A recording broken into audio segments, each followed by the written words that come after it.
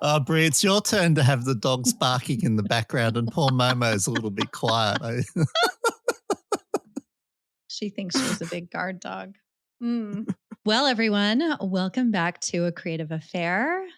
I'm Brie, and I'm here with Len, who's in Sydney. I'm in Texas, and Len is in the middle of winter, and it is hot outside here. I think we have opposite weather going on right now, Len. We have a beautiful sunny blue day, but I'm inside huddled over a heater under my desk warming my legs. So it is cold here in Sydney today. And I have my AC on full blast, and it's still not cold enough. So like I'm talking like 102 Fahrenheit, like 38 Celsius. I don't know. It's hot. Heat wave, definitely Yeah. heat wave. Yes, heat wave. So today, actually, I brought this up. I was having a chat with a friend of mine who used to be a designer. She's still a designer. She just doesn't do it for her profession anymore.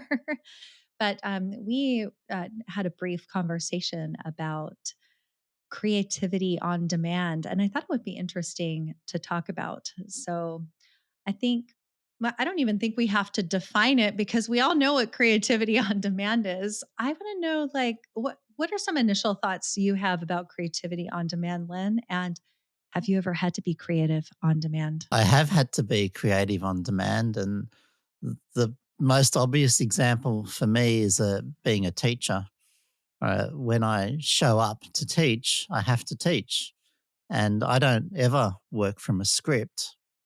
In fact, I write my lesson plans on the size of a Post-it note most days, and I do that on purpose so that I actually am responsive to my students and I force my own hand at being creative. So um, I have developed over many years of practice this habit of being creative when I need to be in the moment, and I have created a whole lot of little tricks to prepare myself and to be ready for that.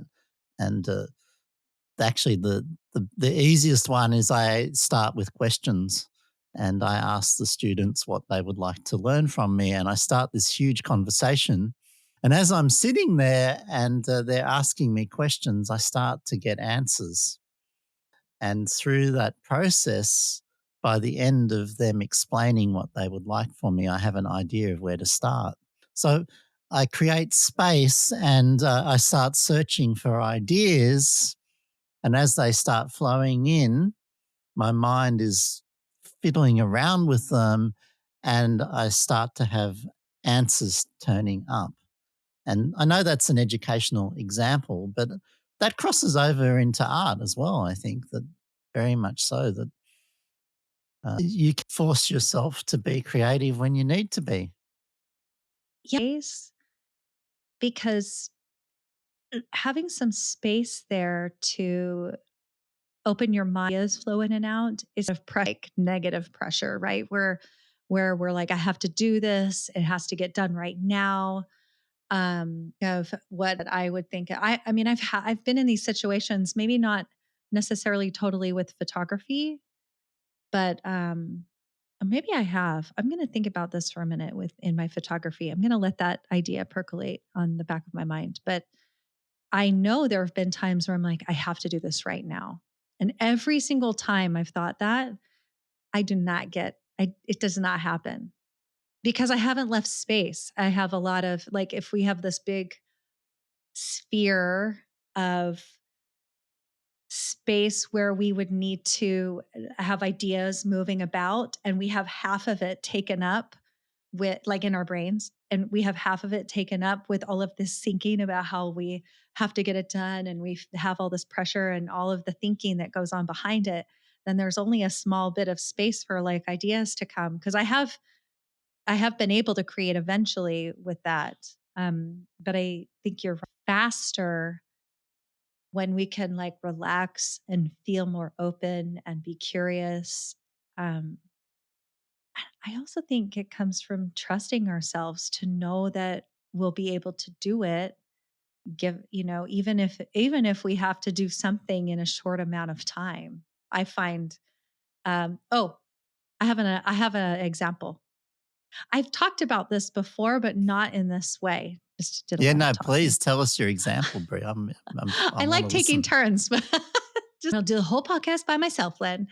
Um, so, uh, way back when we were starting this podcast, and your like we had talked about what we were going to call it, and we decided we were going to call it Conversations on Creativity. In fact, we record through riverside.fm, and our studio is called Conversations on Creativity because we've never changed it. So Oh, but haven't I we? But I'll go and have a look at that now. no, it is, but whatever. It doesn't matter. No one sees that. And we're like, yeah, it's conversations about creativity. We can do that. The podcast is called A Creative Affair. So I asked my husband, Oh, it reminds us of what we're doing. Like it's almost a working title as opposed to our marketing title, isn't it? And it keeps us a little bit focused that it, it is our podcast is always to be a conversation about creativity, and that's what we're doing. And yeah, I often have two titles going, or I figure out the marketing one after I've been one for a long period of time. But I'm sorry, that's a little aside. oh, no, I think that's fun because it gives us a space to not get dragged down into the minutia. We can just have a basic idea and then keep moving forward. You know what I mean? I think Mm. that's what it gives us. And sometimes these aren't even really creative things, are just they're just words to help us stay focused. So, Okay, so now I've got to wind you back to what you were going to say, yeah. and I'm sorry that I distracted you there. So, I asked my husband if he would come over, and I'm sorry if you've heard the story before, but I asked my husband if he would come over and help me get a URL, like a website name, because he's kind of my IT guy. Now, actually, side note, I know how to do that stuff now, and I'm super proud of myself. So anyway, I don't even need to ask him, but thank goodness I didn't know how to do it then, because that is why we have a new podcast name. So he came over to me and I said, "Hey, can you get this URL? I don't know how to do it." And he said, "Okay." He like pulled up the computer and he held his hands over the keyboard and he was like, "Okay, what do you want?" And I said, "Okay, it's called Conversations on Creativity." And he literally paused and he looked at me like full stop. He looked at me and he goes, "Wait, you guys are both creatives and that's what you came up with for your podcast title?" And I'm like, yeah." And he goes, "I'm not getting that URL for you." so, so I'm like, okay. I was pissed. I was so mad about it. I'm like, we already decided in my head. I was like, we already decided the name. I don't want to have to think of another name. This is creative. Think up a whole something. So anyway, you and I could have put our heads together, but I'm like, you know what? I just want this done. I'm going to sit down and I'm not leaving this computer until I do it. And I would say that's an assignment. That's creativity on demand. So I relaxed myself first because I'm like, okay, I know nothing comes unless I, chill out or whatever. So as I'm settling into the process, the creative process, and I'm switching over from being mad to being excited about what I could get out of it. Um, I just start doing things, and I think within the hour, I like I was like looking up synonyms, da da da da, and within the hour, I wrote something down, and I paused because like it was like my intuition knew it. It was like, when the like sun's rays come down and everything is in sync, and all the things are like there's angels and whatever, so so and I said, I have it, like a yell, what? And I said, A Creative Affair. And then I messaged you and you said, you have instantly, because I tried to remember this, you have like instantly won me over or something like that. You had like instantly, you were like, I'm done. So anyway, I think there are times where we can push ourselves to be creative. It's not really what I had planned on doing, but I think we can do this. One of my friends, Fred, together for many, many years when I was a very young man, and we facilitated lots of leadership and teamwork training courses for corporate groups. And we used to talk about, the secret to change. How do we actually change as people? And his answer was always it's desire.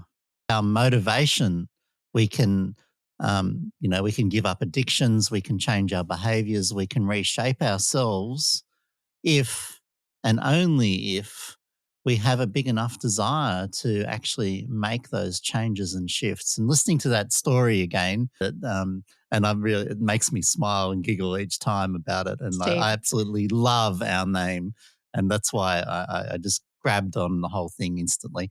And but uh, it was this, you had this little moment of like, oh my god, he's right, and you have a little tantrum, like Yes. I would. I'd be stamping my feet and jumping up and down, and then right, I'm going to sort this out now, and you've made that huge commitment to change and to do something and to force yourself to actually work it. And uh, you know creativity on demand is actually often a decision, and a huge decision to actually make something happen. And I think those of us that have become comfortable with this over a long period of time have learnt to trust our decision making and our processes to know that we will get there once we put our heads down. And I found this when I've been, again, teaching art and creativity with my students, and they go, well, show us right now. And you put on the spot, and I actually start with the same process that I'm trying to teach them. Like, oh, well, what are you noticing? How are you feeling? What's capturing your attention? What's pulling you? We don't have to start with a masterpiece. We start with taking risks and having fun and exploring things that are attracting our attention. Idea as we work on it and explore it and experiment and play with it starts to turn into something that is better, or it fails. And occasionally, or often, more often than not, it actually doesn't end up anywhere, and you start again, or you end up in another place. But making one piece of art or a creative act kick starts this sort of process in our minds, and we become more relaxed in it. And then the next time we do it, which is straight away afterwards, we get another one, and then another one, and another one. It's like your ideas for the podcast title. It took an hour, the brainstorming and mind going all over the place. And you're in that mode until you find an answer that is satisfactory or absolutely brilliant, like in this particular case. Thanks. I'll take the brilliance of it. you know, I love that you talk about decision making, because in that moment when he was like, nope, not going to do it, I did have multiple decisions. Like one of my the decision I made was to just sit down and do it. Um, and I could have said, you know what, I'm tired tonight. I'm going to let myself sleep on it, because that feels like the best way to go about this right now with the energy that I have. Because I'm not always going to have the time and energy um, to do what I want right then. A lot of times I can let things sit if I have time. I can let things sit for a little bit, let them percolate, and I could have slept and decided to come back to it the next morning when I had a chance to kind of let it be for a little bit. And then I could decide to be creative on demand. So, or I could have come to you and said, "Hey, let's do this together. When can we meet?" You know what I mean? My mean husband says we have to change it. Oh, I'm just kidding. But we do have there are multiple decisions that we make when when we're in this process. I want to bring up, since we're talking about like the creative life, I think at some point we should discuss what happens when you just don't feel like being creative on demand and you really kind of need to. So I think we'll definitely touch on that. But Go for a walk. yeah, right. That's our answer to a lot of things. Is just go for a walk, be in nature, take a breather. Yep. Take a Um, breather. right. So I had a conversation with a friend of mine. I mentioned this earlier, and she used to, she can still, but it's not how she makes her living now. But she used to make these designs for this company, this like scrapbooking company. And she and I went to lunch, and she sent me a message later talking about this creativity on demand. And I wrote down a little, I'm going to pull up her quote, my friend Colette. I love this because able to, in her work life, uh, do this. And she said, I had to create a work life that allowed the rise and fall of creativity.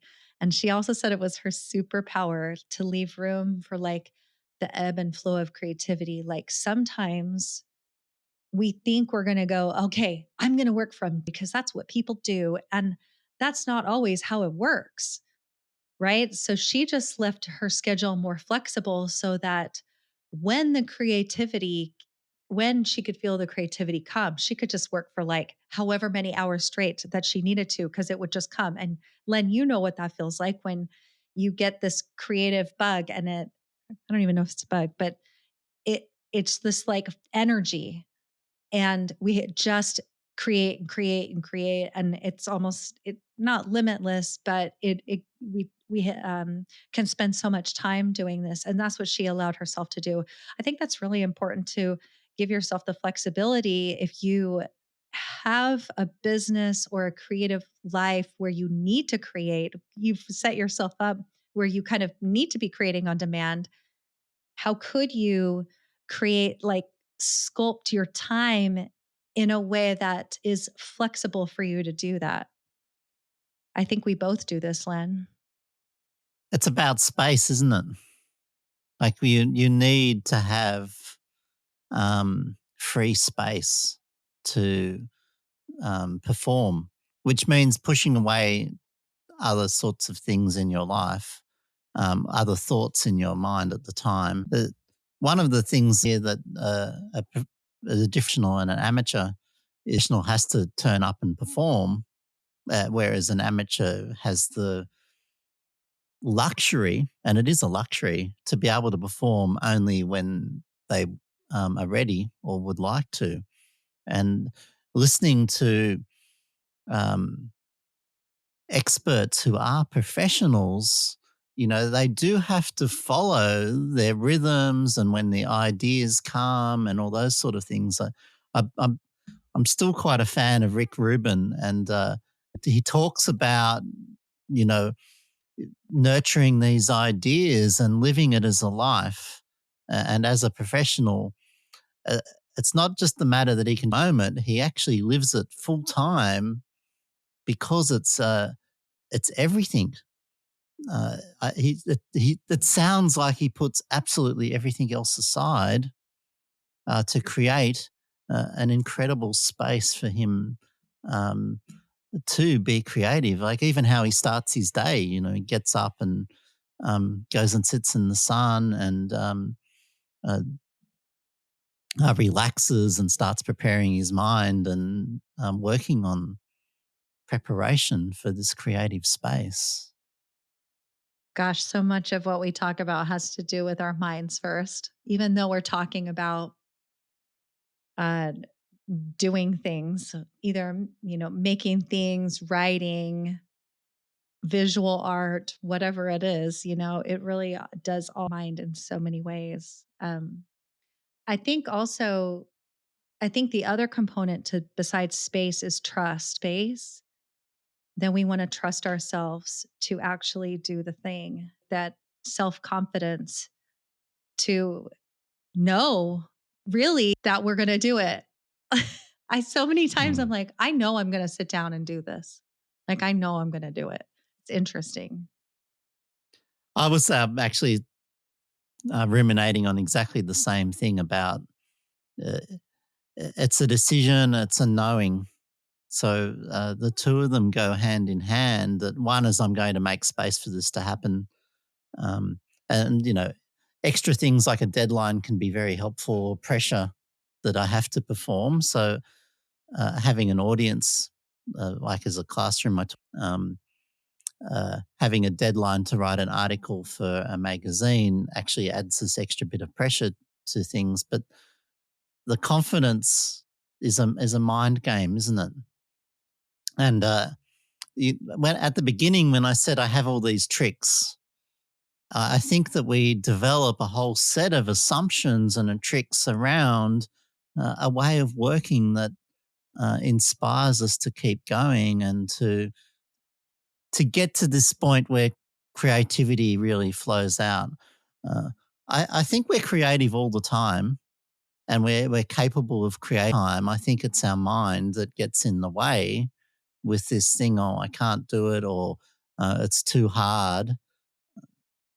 Even speaking is creative, isn't it? Like there's so many creative decisions that we have every moment of our lives with what's going on around us. That if we can figure out how do we get the ball going for us? One of my favorite ones with photography is to just start.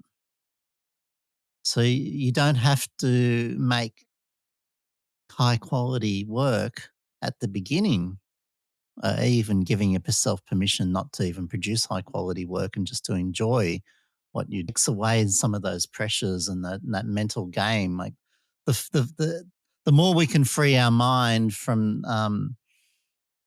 these self-imposed rules which weigh us down, the better off. That's what makes someone incredibly creative, is that they've learnt to trust this process and just to dive in and go with it and to see where it takes them. And it's such a beautiful thing to watch and experience, or to be a part of, isn't it? Absolutely. We've got like several factors: decision making, space, trust, energy. Like, do you have actually physical energy to like concentrate on it, to like be awake to do the work, or whatever it is physically that you need. I mean, we're all humans, so we need that. Stimulation. Stimulation could be another word that we could. Somewhere I came across. Uh, I don't even know who it was or where this idea came from, but it was a musician. And this particular musician in the morning followed, um, would just take a music just randomly that through someone else's inspiration. And I can easily modify this to an artist. Like I could ask you, Brie, who's your favorite artist, and then I could go and actually research who your favorite one is. Then this musician was saying once he found that one artwork, the musical artwork, the musical performance, would then follow suggestions, AI suggestions, obviously through thing like that, and try and um, he's actually said he did 100 songs. I don't know how you'd possibly fit that in. That seems like a very long period of time, but would actually follow that genre and what other people are listening to around that particular person, to be immersed in it and actually try to understand uh, the the structure underneath of how that sort of music was tying together for inspiration to go off later in the day and make their own work. So studying other people's creativity became their motivator and their sparks with intent to go off and do that. So there's also a measure of like banking inspiration so that when we want to be creative on demand, we have more to pull from. Yes, and also a deeper understanding of Mm. our genres that we work in. Mhm. The more information that we can throw in, the better off we are.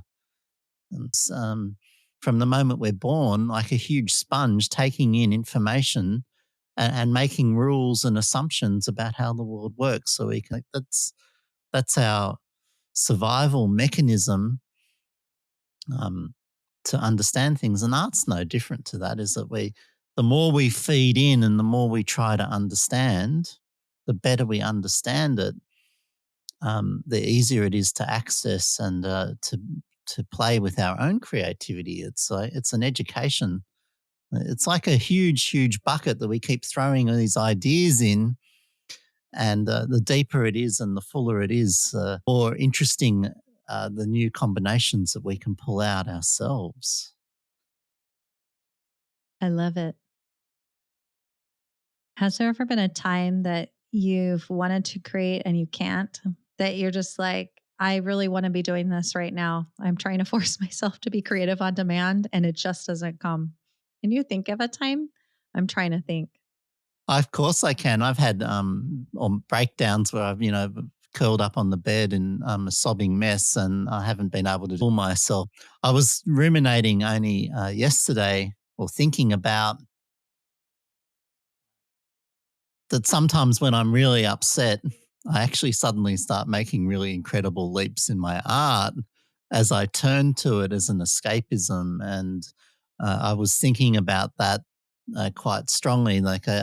I feel like I've gone through a change in my art quite recently, and it was actually started when I was in a bad place. And uh, I know I was blocked up in the creative. I thought I was.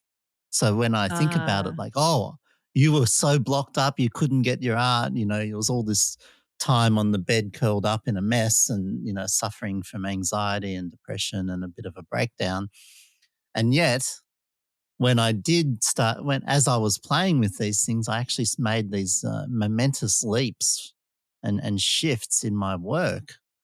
Um, it's like it added extra depth to my work somehow. So I think often we can blame that we're this idea that we're not creative or that we haven't got space, and our minds are still working on it because we love it.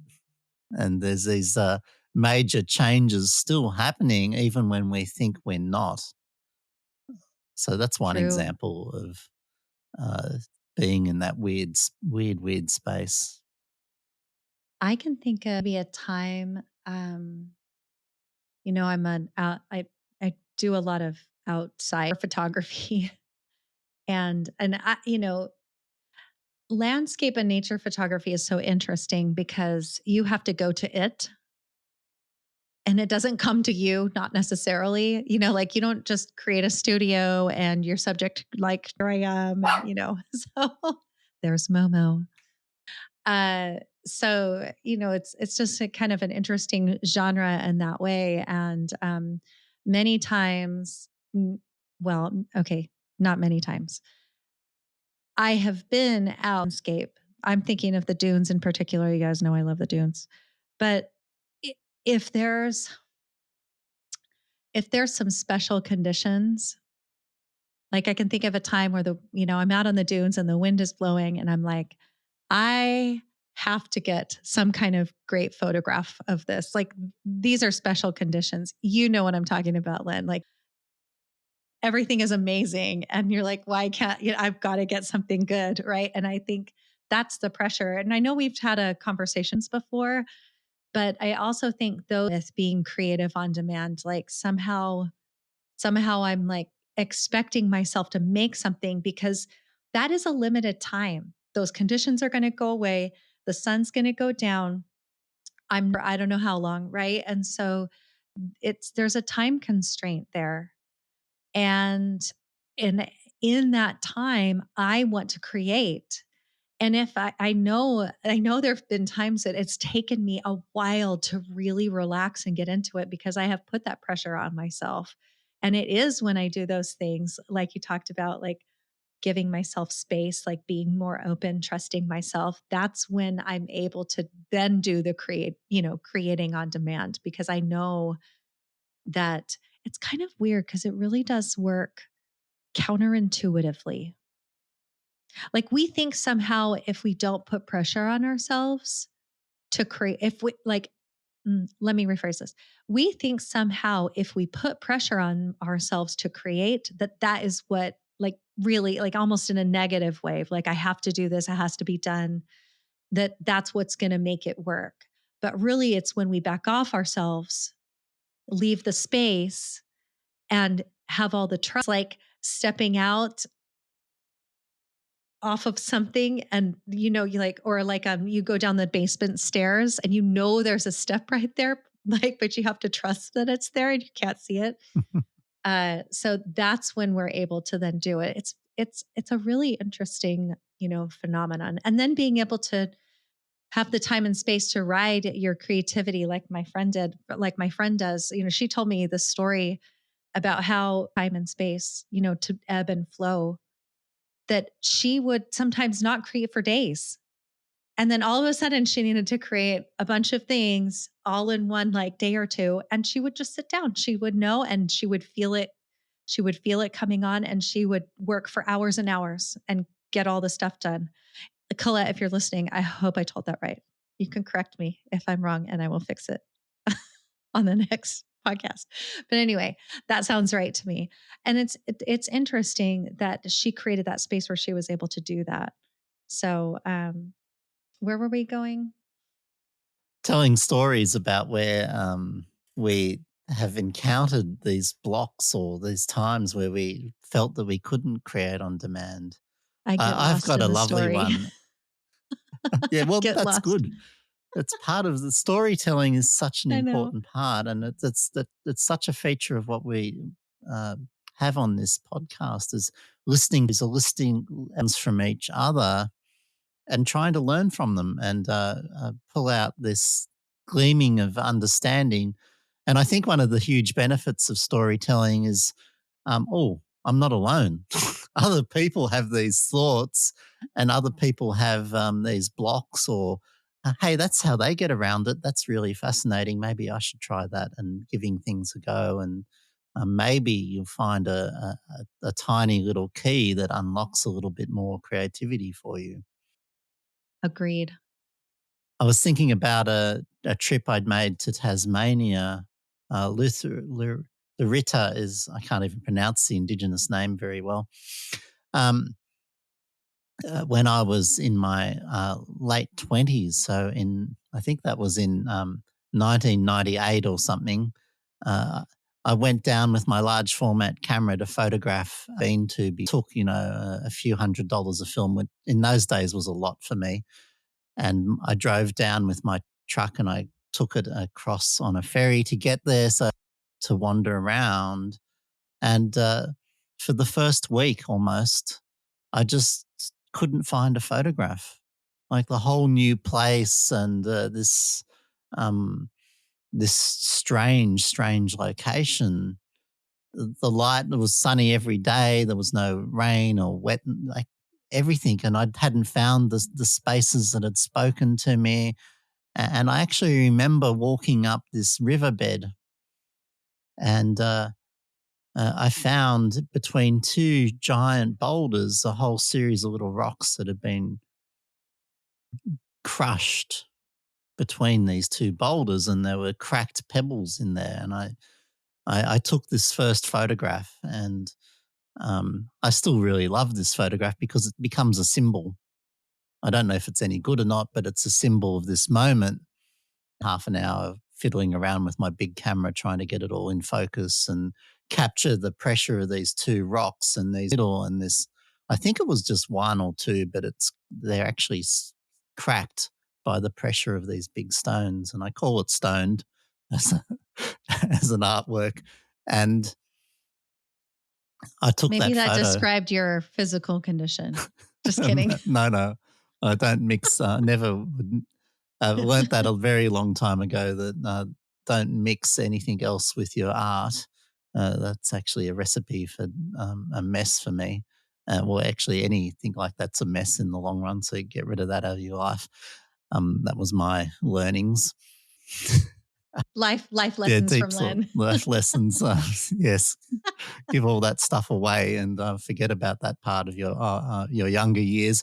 But um, the reason it became a symbol is that it unlocked me, it unblocked me, and from that moment, like as soon as I took one, I looked around and I found another photo, and that day I maybe took 3 or 4 photos, and then by the end of my month, I was running around madly trying to fit as much in as I could before I was leaving. And I was producing lots and lots of art, lots of beautiful photographs. Well, beautiful in my mind, and that's all that matters, really.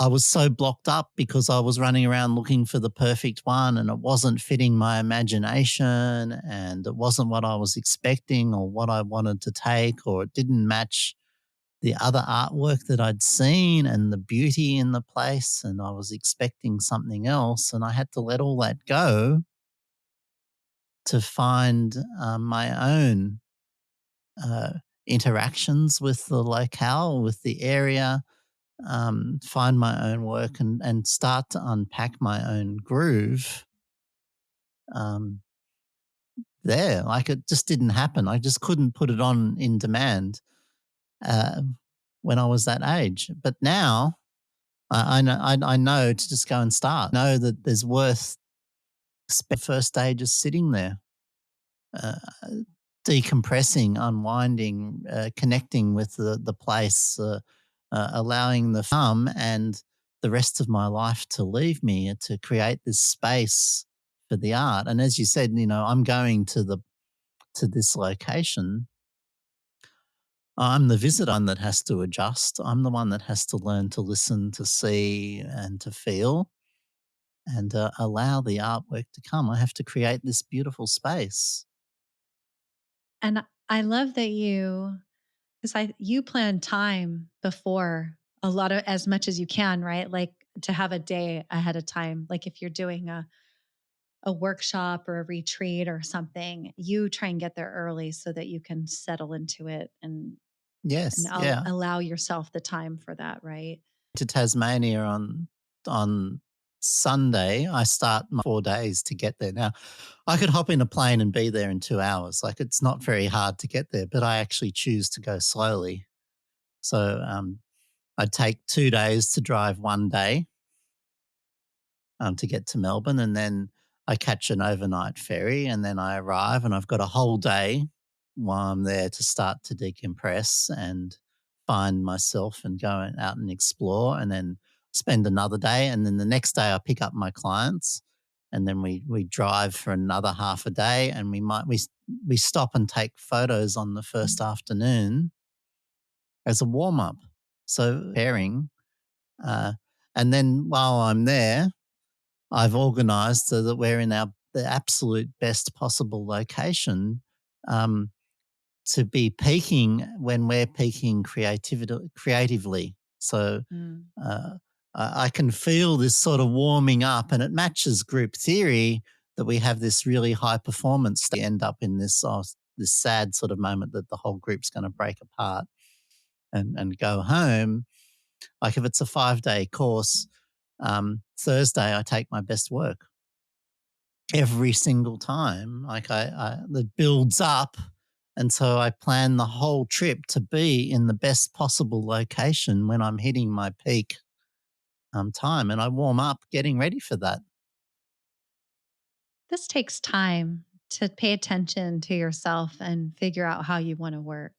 Like if you do have if you are in a space or need to, by the way, I never think we need to do anything. It's always a want. If you think you need to do something, schedule a coaching appointment with me. I'm just, but No, you're when, not kidding. We do want you no, to make an appointment with Brie, and that's a beautiful thing to do. You should be. right? Here's the thing is all the things that we're talking about is because we have done this work in our brains and there's just multiple ways to go about it. So Len is saying to start, but that's just helping you ease into it. We always need to be need. Do you like that I said that? We want to be working on what's going on in our minds because that is what's going to help us enjoy what we're doing and make it so much more fun and make, have there be less pressure and all of those things. So that's why we talk so much about our brains here. But yes, if you find yourself stuck, absolutely. Absolutely. Go. You'll find me anywhere. We always talk about, you can go to my website and make an appointment with me. Um, and, and now where was I? There's two things there. One is understand ourselves better, and the other Yes. one is understand the world better. Like we work on both of those in unison, and uh, that's what we keep coming back to talking about. It's so much of it's our mind game, and then the other way to improve is to improve our understanding of what's going on of the world. I was going to mention one more thing about this idea. Um, I find, and you were just talking about how you kind of set yourself up for success, like that you can end up creating kind of on demand because you're in the place and you want to be creating, and so you're demanding your brain and your creative intuition to do things. I think part of that is doing it on purpose and like on purpose, this is the time I'm going to do it. And I just think taking a big breath, like you talked about space, I think having a big deep breath actually signals to your brain to create that space. And because sometimes I could see myself like after I got mad at my husband and I'm like, okay, well now I'm going to go do this. I could actually see, I don't even know if I did this, but because I put this into practice, I could see myself doing this where I'm like, wait a minute. Hi, Momo. Where I'm like, wait a minute. Or like, I literally need to reset my brain. And so doing some sort of either taking some deep breaths or doing a quick breathing exercise or taking a very short walk, just resetting your brain so that you can do that and put yourself in a space where you can be creative on demand, I think can be really important. It's a magical place to be able to understand how you work, to use that to your advantage. So much about it is preparation, isn't it? Like Yes. it's you're preparing yourself for it, getting ready. It's still almost Eve. I'm preparing right now to create that space by getting on top of all my work so that if I don't actually have a huge to do or be thinking about, that I can emotionally and mentally free for the next job. And my job is to look after people and take them and so that they have a wonderful experience. And but in that process, I end up making really beautiful art, and I'm so pleased with what I do for work. It's the most amazing thing. And as you do it, and as you create the space and set yourself up more and more and more, then you'll be able to do it more often. Like I'm thinking about uh, a guest that we are going to have on the podcast. I don't know when, but we haven't recorded with him yet. But he literally is creating in the moment. And I think it'll be really a really interesting conversation. But he's always creating on demand and creating right then. And so he's always got to be kind of mentally ready. I think we should ask him about this. Like, how does he set himself up to do that? If I remember, I'm going to take a note of this question to ask him. It's such a common comment, isn't it? Show up and be present. Hmm. So when people say about you've got to show up to make art, um, showing up, it just isn't just turning up physically. They're actually talking about this a mental space that you're going into that you need to clear away. Taking the big deep breaths is a way of centering yourself. It's becoming uh, a way of connecting with your body again, isn't it? And while you Exactly. while you're taking the deep breath in and you're letting it out, you're stopping your mind and concentrating on the breathing. That's the magic of it. You're actually reconnecting with your body and freeing your brain thoughts that are going on, and it becomes a trigger, doesn't it, Yeah. to put you into this this space. And so many people use triggers, or, little ceremonies. Um,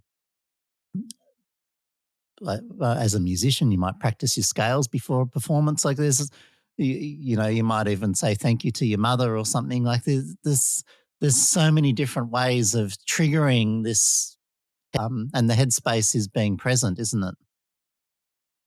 Yeah. Emptiness.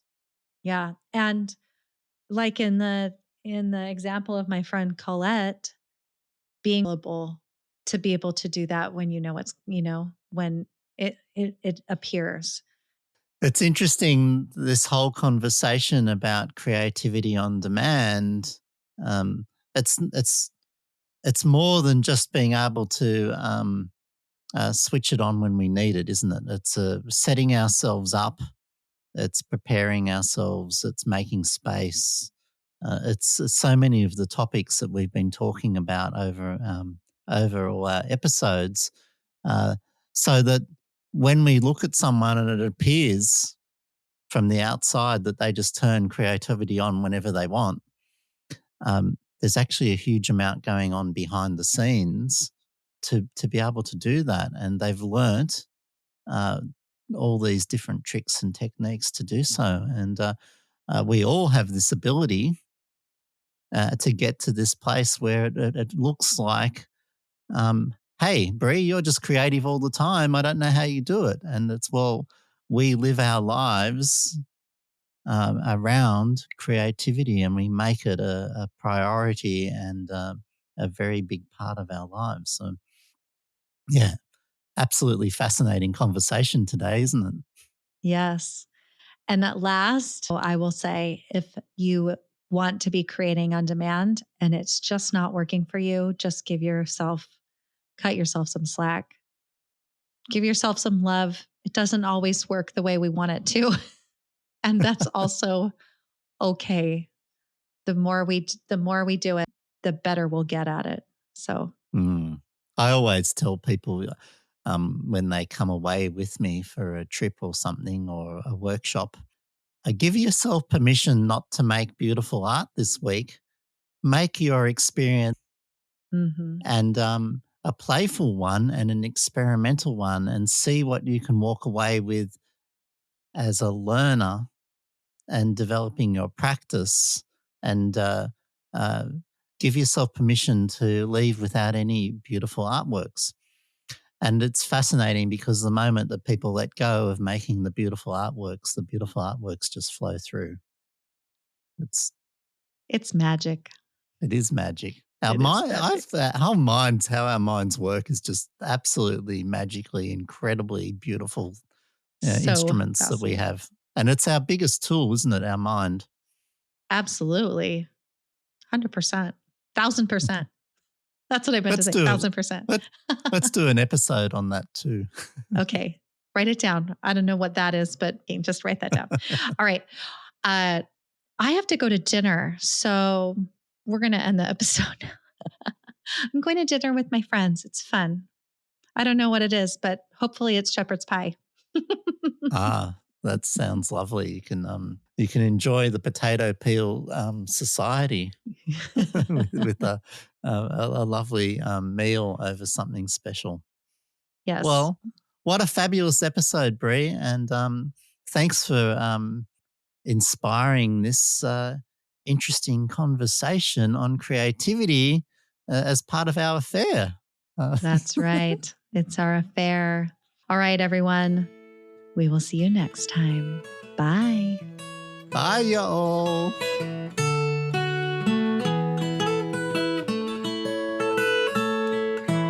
Thank you for joining us in our creative affair. If you love the passion we bring to this creative content, please support the podcast by sharing with a friend, subscribing, and leaving us a review. To find out more about Len, including his photography, Len's Journal, an inspiring quarterly publication, tours, workshops, and his new art school, The Artist Club, visit lenmetcalf.com. For more about me, Brie Stockwell, visit creativemindscoach.com. There you can subscribe to my Monday motivation emails, learn more about creative coaching, check out my online portfolio, and access searchable transcripts of these episodes. See you next time.